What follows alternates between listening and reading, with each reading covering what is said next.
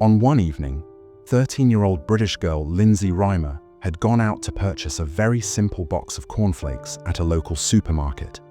The last known picture of her alive was taken to CCTV recordings of her making that purchase. Then she disappeared into nothingness. 5 months into her disappearance, the body of Lindsay was found in a canal by 2 workers. The end of a young life in a heartbreaking manner. Almost 30 years on, the questions are still there. What became of Lindsay, and who was to blame? The police have hunted down every lead and have interviewed thousands and have collected hundreds of statements by witnesses and have searched through millions of clues but have been unable to solve the case. Her family and investigators are still searching to find justice even in 2025, as they still have hope that justice will be served using advanced technology in the future. Who was Lindsay? What really happened to her? So why is it that the police have not been able to locate the killer of her? What theories are available, and what is the current investigation coming at? You will find the answers to all these and more in this video, so continue and watch. And in case this story touched you, please like, share, and subscribe to it, and comment on what you think below. Lindsay was born on the 17th of February of 1981 to Gary and Colin Reimer. She was the 3rd child born in a family of 4 children, in which her older brother Daniel, her older sister Kate, and younger sister Juliet were born. The Reimers settled in the small town of West Yorkshire Hebden Bridge in England, with beautiful scenery and a small tight-knit community. It was a type of place where people watched out after each other, children played freely, and families constructed their lives collectively. Since her early years, Lindsay was reported to be bright, cheerful, and full of promise. She was an exciting person and was popular among her peer schoolmates and admired by her teachers. She was considered a nice student, an intelligent girl, but friendly and approachable to the Calder High School student body.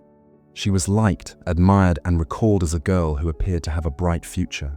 Her whole life lay before her, friends often said, a life of potential, dreams, and possibilities.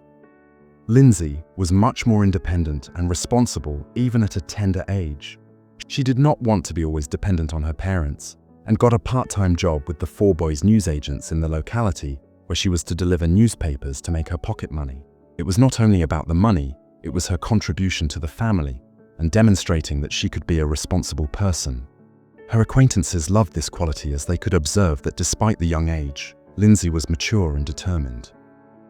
Home Lindsay was a loving and helpful daughter and sister. She was very attached to her siblings and was usually willing to assist them with their assignments or comfort them when in need. However, the family had to overcome difficulties which were a test of strength. Reimer family used to have their own pub, but the money ran out after business became bankrupt. This was a stress and pressure that ultimately caused Gary and Colin to part ways. Life was different in case of Lindsay and her immediate family during the separation. Her father Colin, her brother Daniel, and she began to live in caravans in Hebden Bridge in Lower Roughhead Farm.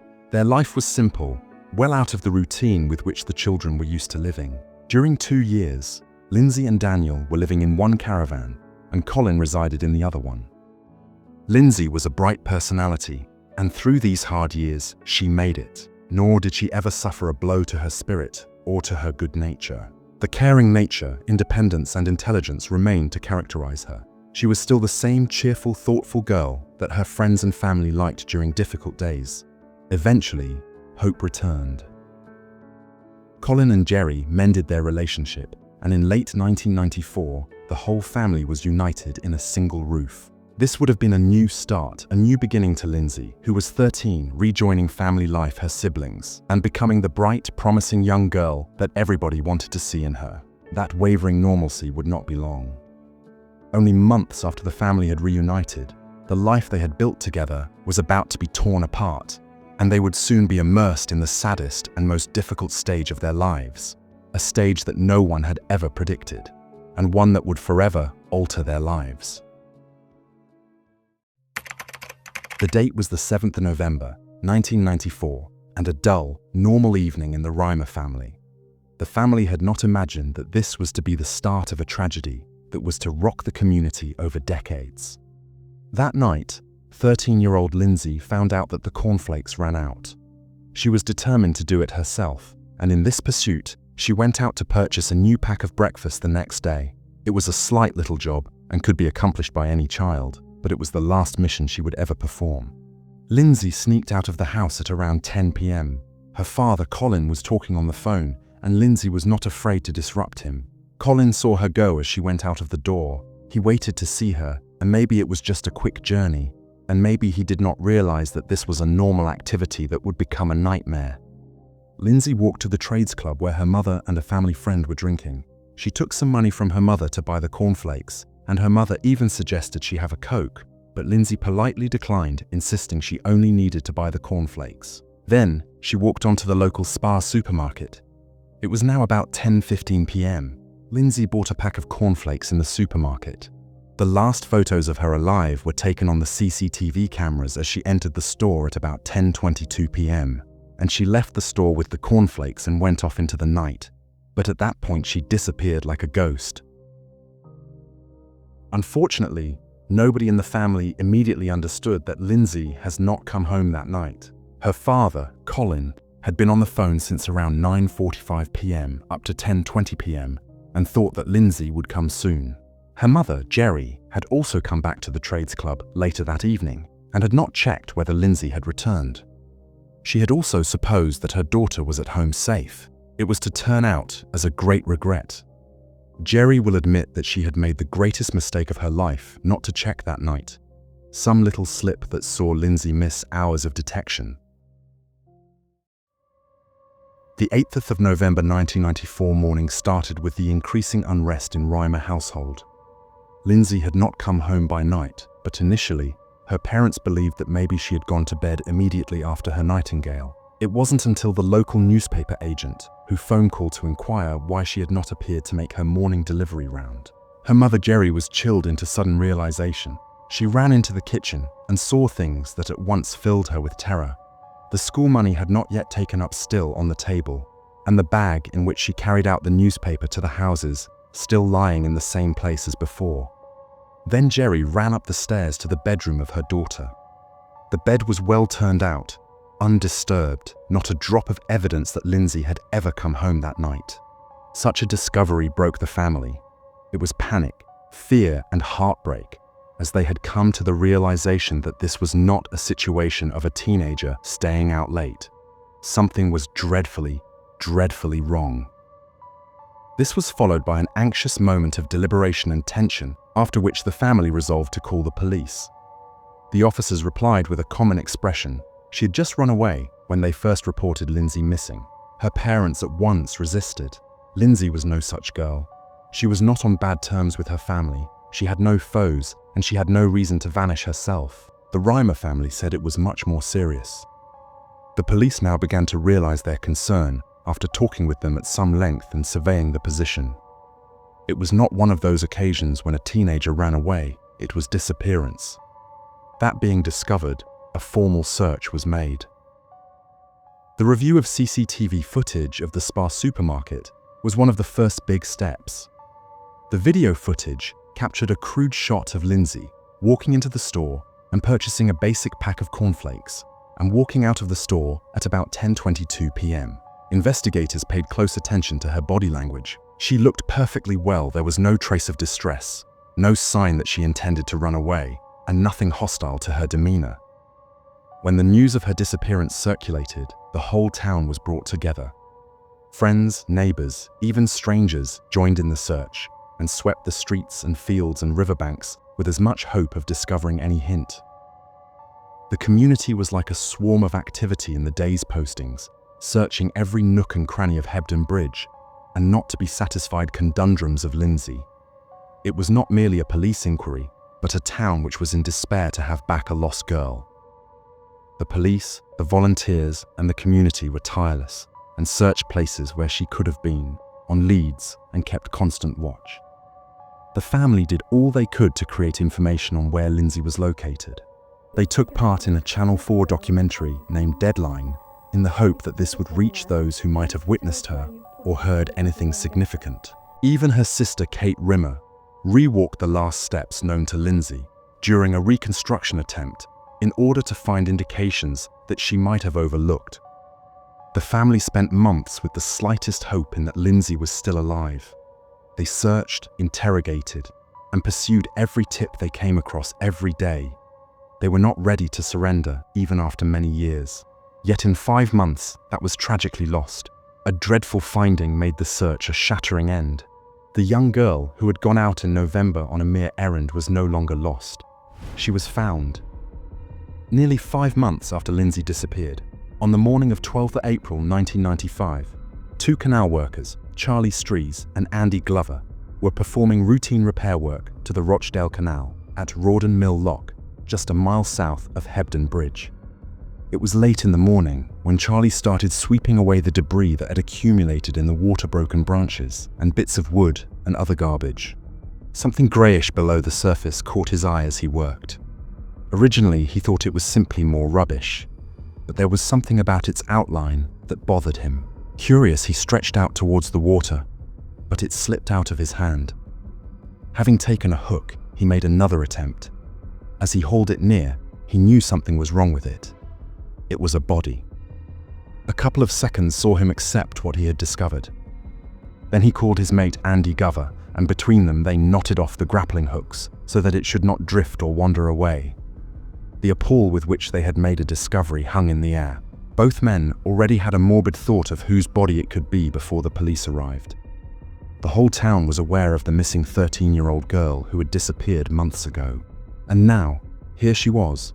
The body was dressed in the very same clothes she'd been last seen wearing, her hair unmistakable. It was Lindsay. The men at once notified the police. Just under an hour later, police got there.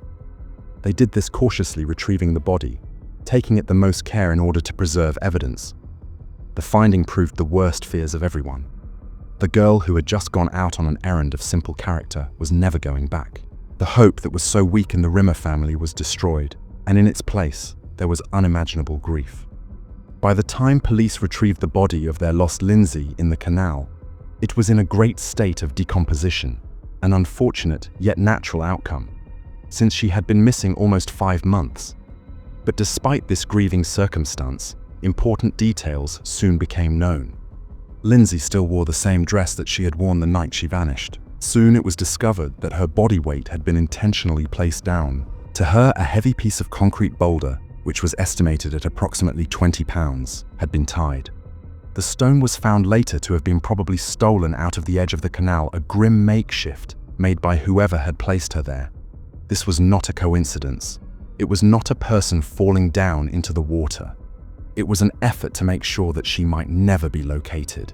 The post-mortem that a pathologist conducted gave the most vital bit of information. Lindsay was dead because of being strangled. It showed no evidence of sexual assault, which proved that her murder was driven by other, unidentified factors. The confirmation was devastating to the family of Lindsay, who had hoped that she would still be alive, though this was a faint hope. The hunt after a lost girl had been completed. All that was left was the struggle of justice in a murder case beginning to assume the trappings of becoming one of the most haunting, unsolved crimes in Britain history. First, the disappearance of Lindsay was solved as a case of missing a person. This all changed, though, when her body was found in the canal. It was now necessary to have the police investigate it as a murder, and the investigation had to begin almost afresh. Evidence in the form of timeline indicated that the last time Lindsay was seen was at about 10:40 p.m. in a nearby bus stop, approximately 20 minutes after she left the Spar supermarket. The killers of her, according to their witness accounts and the facts, were suspect to be a male between age 17 and the early 20s, and someone she might have known. It was, however, not established that the 20 minutes was the total time spent by her during that period. No evidence of struggle was found near the bus stop or anywhere in her path, so this could not have been an impulsive attack. Those who knew Lindsay spoke of her as a responsible and smart girl who would not voluntarily get into the car or the home of a stranger. The murder of her was theorized by the police as not planned. Another scenario that was proposed was that she was picked up by someone she knew. and that unwanted sexual motives were involved, and she attempted to get out, but the attacker killed her. In spite of these theories, there was no clear suspect on the side of the police. Investigators interviewed over 5,000 individuals, gathered hundreds of witness testimonies, and searched over 200 vehicles in the years, which nonetheless, all the leads appeared to lead nowhere. The police reopened the case multiple times over a 30-year period. They were determined to serve justice to Lindsay. Each advancement in the forensic science re-examined the evidence, beginning with primitive blood typing techniques through the development of the current DNA profiles. The preserved samples had given hope to investigators that they would eventually tell who killed her. During the investigation that spanned over 30 years of follow-up investigations since Lindsay disappeared in 1994, police had explored numerous personalities and followed up on various theories. Of the names that were coming and going, some were of serious inquiry. Investigators before Lindsay was found were given reports of a stolen red Honda Civic in a nearby area of Leeds, in Meanwood, on November 6th. The vehicle had been seen on numerous occasions in Hebden Bridge, where Lindsay was last seen, and once more on the night of her disappearance. The people who witnessed it testified that the driver of the vehicle was harassing teenage girls, and that he even approached some of the friends of Lindsay that very night. This seemed to be a good lead, and police desperately attempted to trace the driver.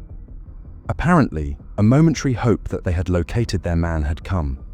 Nevertheless, the case against him fell apart after a few weeks of investigation. The car and the driver stolen were later located, and it was established that he had a strong alibi. When Lindsay was supposedly lost, the man was talking to a police officer several miles away. He has been officially declared not a suspect. As years passed, new names surfaced. John Taylor was convicted of the vicious murder of Leanne Tiernan, a schoolgirl in Leeds in 2000. Also identified as the rapist of a number of women and a suspected murderer of other women in West Yorkshire. Police believed that he aligned to the case of Lindsay since they were similar, but after exhaustive inquiries, no evidence was ever discovered to implicate him in her killing. In 2003, the case of Lindsay was speculated in the media to have links with Tony King, a so-called Costa killer and the Holloway Strangler, who was recognized to have attacked young women in Britain and overseas. Police were said to have requested his DNA to do comparisons.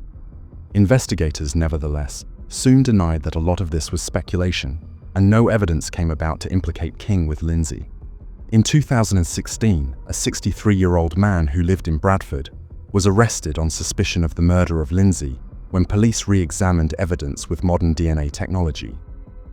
In 2017, a second man aged approximately 68 years and also of Bradford was arrested. The two men were released on bail as investigations proceeded, and in the end, no charges were filed. In spite of these arrests, the case is not closed, and police are still requesting the people to provide information.